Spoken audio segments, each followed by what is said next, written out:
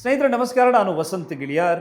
ಭಾಳ ಲೇಟೆಸ್ಟ್ ಆಗಿ ಇತ್ತೀಚೆಗೆ ಧರ್ಮಸ್ಥಳದಲ್ಲಿ ಬೇರೆ ಬೇರೆ ಆರೋಪಗಳ ಜೊತೆಗೆ ಅನನ್ಯ ಭಟ್ ಪ್ರಕರಣವೂ ಕೂಡ ಸಡನ್ನಾಗಿ ಎದ್ದಿರುವಂಥ, ಧರ್ಮಸ್ಥಳದ ಮೇಲೆ ಬಂದಿರುವಂಥ ಒಂದು ಆರೋಪ. ಅದು ಸುಜಾತ ಭಟ್ ಅವರಿಗೆ ಸಂಬಂಧಪಟ್ಟಂಥ ಪ್ರಕರಣ. ಸುಜಾತ ಭಟ್ಗೆ ಈಗ ಪ್ರಾಯ ಹೆಚ್ಚು ಕಮ್ಮಿ 65ರಿಂದ 70 ವರ್ಷದ ಒಳಗೆ ಇರುವಂಥ ಒಬ್ಬ ವೃದ್ಧ ಮಹಿಳೆ.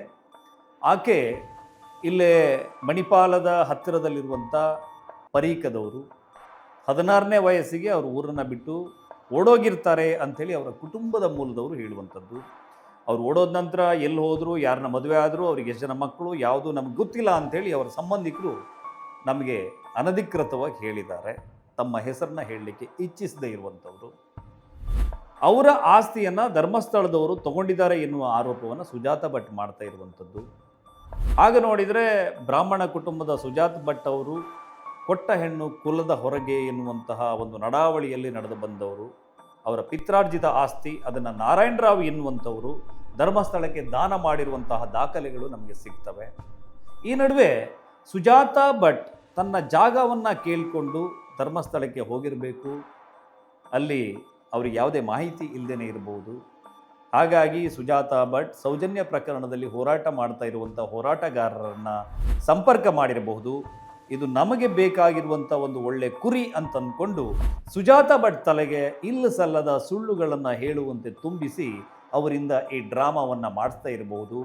ನನಗನ್ಸೋ ಪ್ರಕಾರ ಆ ಡ್ರಾಮಾದ ಕಥೆಯೇ ಸುಜಾತ ಭಟ್ ಮಗಳು ಅನನ್ಯ ಭಟ್ ನಾಪತ್ತೆ ಪ್ರಕರಣ. ಸುಜಾತ ಭಟ್ಗೊಬ್ಬ ವಕೀಲರು ಕೂಡ ಇದ್ದಾರೆ. ಅವರೇ ಆ ಪ್ರಕರಣವನ್ನು ಈಗ ಮುನ್ನಡೆಸಲು ಇದ್ದಾರೆ. ಮೀಡಿಯಾಗಳಿಗೆ ಹೇಳಿಕೆಯನ್ನು ಕೂಡ ವಕೀಲ ಮಂಜುನಾಥ್ ನೀಡ್ತಾ ಇದ್ದಾರೆ. ಈ ಸುಜಾತ ಭಟ್ ಹೇಳ್ತಿರುವಂಥ ಕಥೆಯನ್ನು ನೀವು ಕೇಳಿದರೆ, ಅವರಿಗೆ 22 ವರ್ಷದ ಮಗಳು ಅನನ್ಯ ಭಟ್ ಅಂತೇಳಿ ಇದ್ಲು. KMCಯಲ್ಲಿ ಆಕೆ MBBS ಸ್ಟಡಿ ಮಾಡ್ತಾ ಇದ್ಲು. ಇಲ್ಲಿ ಮೊದಲಿಗೆ ಕಾಡೋ ಪ್ರಶ್ನೆ, MBBS ಫಸ್ಟ್ ಸೆಮಿಸ್ಟರ್ಗೆ 18 ವರ್ಷ ಪ್ರಾಯ ಆಗಿರುತ್ತೆ. ಇವಳು 22 ವರ್ಷದ ಹುಡುಗಿ ಅದು ಹೆಂಗೆ ಮೊದಲ ವರ್ಷದ MBBS ವ್ಯಾಸಂಗ ಮಾಡ್ತಾ ಇದ್ಲು? ಇಲ್ಲ ಇರಲೂಬಹುದು, ಇಲ್ಲ ಅಂತ ಹೇಳೋಕ್ಕಾಗಲ್ಲ. ಈಕೆ ಸುಜಾತ ಭಟ್ ಕೋಲ್ಕತ್ತಾದಲ್ಲಿ CBI ಡಿಪಾರ್ಟ್ಮೆಂಟಲ್ಲಿ ಸ್ಟೆನೋಗ್ರಾಫರಾಗಿ ಕೆಲಸ ಮಾಡ್ತಾಯಿದ್ರು. ಮಗಳಿಲ್ಲಿ ಹಾಸ್ಟೆಲ್ನಲ್ಲಿ ಓದ್ಕೊಂಡಿದ್ಲು. ಒಂದು ದಿವಸ ತನ್ನ ಗೆಳತಿಯರ ಜೊತೆಗೆ ಸುಜಾತ ಭಟ್ ಮಗಳು ಅನನ್ಯ ಭಟ್ ಧರ್ಮಸ್ಥಳಕ್ಕೆ ಯಾತ್ರೆಗೆ ಹೋಗ್ತಾಳೆ. ಅಂತೇಳಿದ್ರೆ ದೇವಸ್ಥಾನವನ್ನು ದರ್ಶನ ಮಾಡಲಿಕ್ಕೆ ಹೋಗ್ತಾಳೆ. ಅವಳ ಜೊತೆಗೆ ಅವಳ 3 ಗೆಳತಿಯರಿದ್ದರು. ಅವರು ಅವರವರ ಮನೆಗೆ ತಮ್ಮ ಬಟ್ಟೆಯನ್ನು ತರಲಿಕ್ಕಂತೇಳಿ ಹೋಗ್ತಾರಂತೆ. ಅನನ್ಯ ಭಟ್ ನಾನಿಲ್ಲೇ ಓಡಾಡ್ಕೊಂಡಿರ್ತೀನಿ ಅಂತ ಹೇಳ್ತಾಳಂತೆ. ಅವರು ವಾಪಸ್ ಬಂದು ನೋಡಿದಾಗ ಅನನ್ಯ ಭಟ್ ನಾಪತ್ತೆಯಾಗಿರ್ತಾಳೆ. ಆ ರಾತ್ರಿಯೇ ಸುಜಾತ ಭಟ್ಗೆ ಅನನ್ಯ ಭಟ್ಲ ಸ್ನೇಹಿತೆಯೊಬ್ಬಳು ಕಾಲ್ ಮಾಡ್ತಾಳೆ. ನಿಮ್ಮ ಮಗಳು ಎಲ್ಲೂ ಕಾಣಿಸ್ತಾ ಇಲ್ಲ, ಎಲ್ಲಿ ಹೋದ್ಲೋ ನಮಗೂ ಗೊತ್ತಿಲ್ಲ ಅಂತ ಹೇಳ್ತಾಳೆ. ಆನಂತರ ಸುಜಾತ ಭಟ್ ಕೋಲ್ಕತ್ತಾದಿಂದ ಧರ್ಮಸ್ಥಳಕ್ಕೆ ಬರ್ತಾರೆ. ಅಲ್ಲೆಲ್ಲ ಹುಡುಕಾಡ್ತಾರಂತೆ. ಪೊಲೀಸ್ ಸ್ಟೇಷನಿಗೆ ಹೋದಾಗ ಅವ್ರನ್ನ ಬೆದರಿಸ್ತಾರಂತೆ.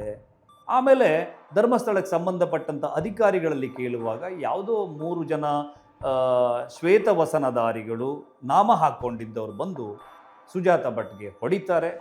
ಹೊಡೆದ ನಂತರ ಅವರ ಕೈಕಾಲುಗಳನ್ನು ಕಟ್ಟು ಹಾಕಲಾಗ್ತದೆ. ಅವರು ಕೋಮಕ್ಕೆ ಹೋಗ್ತಾರೆ. ಆಸ್ಪತ್ರೆಯಲ್ಲಿ ಚಿಕಿತ್ಸೆಯನ್ನು ಪಡೀತಾರೆ. ಇಷ್ಟು ಕಥೆಯನ್ನು ನಾವು ಕೇಳಿಸ್ಕೊಂಡಿದ್ದೀವಿ. ನನಗಿಲ್ಲಿ ಬಹಳ ಮುಖ್ಯವಾಗಿ ಕಾಡುವಂಥ ಸಂಶಯ, ಅದು ನಿಮ್ಮದು ಆಗಿರಬಹುದು. ಈ ಪ್ರಶ್ನೆಗೆ ನಿಮ್ಮಲ್ಲಿ ಉತ್ತರ ಇದ್ದರೆ, ಅಥವಾ ಸುಜಾತ ಭಟ್ ವಕೀಲರಾದಂಥ ಮಂಜುನಾಥರು ನಮಗೆ ತಿಳಿಸಿದರೆ ನಮಗೆ ತುಂಬ ಖುಷಿ. ನಾನು ಈ ಪ್ರಶ್ನೆಯನ್ನು ಸಾರ್ವಜನಿಕವಾಗಿ ಕೇಳ್ತಾ ಇದ್ದೇನೆ. ಸುಜಾತ ಭಟ್ ಒಬ್ಬರು CBI ಸ್ಟೆನೋಗ್ರಾಫರ್. ಕೋಲ್ಕತ್ತಾದ CBI ಕಚೇರಿಯಲ್ಲಿ, ಅದು ಸೆಂಟ್ರಲ್ನಲ್ಲಿ ಕೆಲಸ ಮಾಡ್ಕೊಂಡಿದ್ದವರು. ಇಲ್ಲಿ ಯಾವುದೋ ಪೊಲೀಸರು ಅವರಿಗೆ ಗದರಿಸಿದಾಗ CBI ಅಧಿಕಾರಿಗಳ ಸುಪರ್ದಿಯಲ್ಲಿ ಅಥವಾ ಅವರ ಒಡನಾಟದಲ್ಲಿದ್ದಂಥ ಸುಜಾತ ಭಟ್ಗೆ SB ಲೆವೆಲ್ಗೆ ಕಂಪ್ಲೇಂಟ್ ತಗೊಂಡು ಹೋಗಬೇಕು ಎನ್ನುವ ಪರಿಜ್ಞಾನ ಇರಲಿಲ್ವ?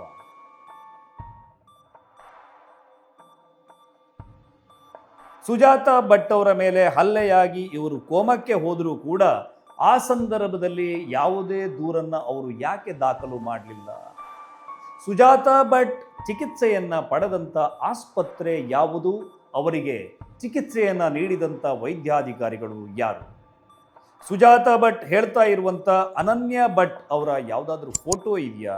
ಅವರು ಮಣಿಪಾಲದ KMCಯಲ್ಲಿ ಓದಿರೋದಕ್ಕೆ ಯಾವುದಾದ್ರೂ ಅಧಿಕೃತ ದಾಖಲೆ ಕಾಲೇಜ್ನಲ್ಲಾದರೂ ಸಿಗಲೇಬೇಕಲ್ವಾ?